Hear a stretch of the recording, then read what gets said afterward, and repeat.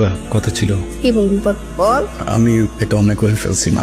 একটাই বেশি কটা? মনে হয় দুটো। তো এই দুইটা অন্যায়ের জন্য কি কি শাস্তি হতে পারে সেটা তুই নিজেই নিজেকে দিয়ে দে। মা, কথাগুলো একটু শোনো। আচ্ছা ঠিক আছে বল। একটা ফ্রেন্ডকে নিয়ে আসছি বাসায়। এবার নতুন কি?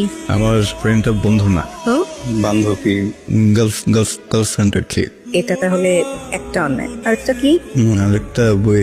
আমার প্রথম থেকেই মনে হচ্ছিল যে মেয়েটাকে হয়তো আমার পছন্দ হবে না, তারপরও ভালোবেসে ফেলছি। আমি যে পছন্দ করবো না সেটার কারণটা কি? তুমি তো ওই যে পর্দানুশীল মেয়েদেরকে পছন্দ করো।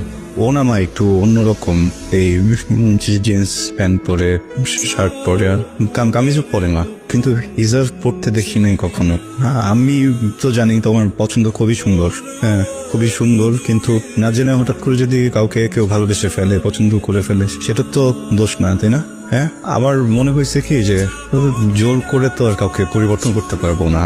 আমি আমি আমার কপালে যদি ও থাকে তাহলে তো কোনো না কোনো ভাবে ও আসবে। বা মা, আল্লাহ তো চাইলে যে কোনো কাউকে হেদায়েত করতে পারেন, তাই না? সরি মা, তুমি প্লিজ আমাকে একটু মাফ করে দিয়ে জাস্ট 2 মিনিট কথা বলো, দেন চলে যাবে, সমস্যা নেই, জাস্ট 2 মিনিট।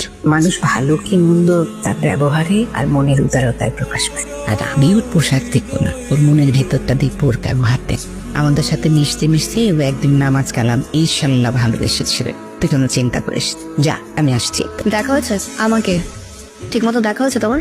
তাহলে একটা প্রশ্ন করি, আমাকে তোমার কোন ভাবে ভালো লাগে? মানে যেভাবে দেখে আমাকে পছন্দ করেছিল ওইভাবে, নাকি অন্য কোনো ভাবে দেখতেছো? হ্যাঁ, ঠিকঠাকই তো আছে। সব ঠিক থাকলে ভাব। তাই তোমার সাথে আমার কিছু কথা আছে। দেখো, আমি তোমাকে খুব ভালোবাসি, এটা সত্যি, কিন্তু সে ভালোবাসার দোহাই দিয়ে তুমি আমাকে কখনো চেঞ্জ হতে পারো।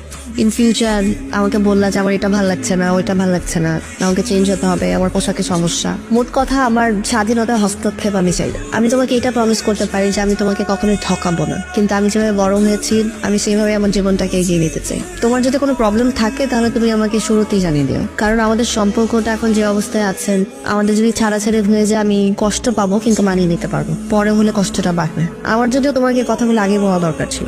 এনিওয়ে, তোমার কাছে এখনো সময় আছে। তুমি আগামী কালকে আমার বাসার সামনে একটু এসো। আমার কথাগুলো যদি মেনে নিতে পারো তাহলে আমরা সম্পর্কটা সামনে আগাবো, আর যদি না পারো তাহলে সব শেষ করতে হবে। আমি আসি। তোমাকে একটা সুযোগ দিতে চাই। আমাকে নিয়ে তোমার চাঁদে যেতে ইচ্ছা হয়, এটা প্রকাশ করেছো কখন? তোমার পিছনে দাঁড়িয়ে তোমার সাথে নামাজ পড়বো, এটাও চাও? অবশ্যই চাই। এটা আমাকে কখনো বলেছো? আমাকে তোমার কিভাবে পছন্দ? আজকে যেভাবে দেখছো এভাবে, নাকি এগুলো যেভাবে দেখো এইভাবে? আজকে যেভাবে দেখছি। এটা আমাকে কখনো বলেছো? কায়ের, আমি তোমার চোখে শুনবো, তুমি যেভাবে সাজাবে আর ওভাবেই সাজবো, এইভাবে আমরা বাঁচবো। মনের লুকানো কথাগুলো বলতে জানতে হয়, না হলে হারিয়ে যাবার পর আফসোসের একটা আকাশ তৈরি হয়।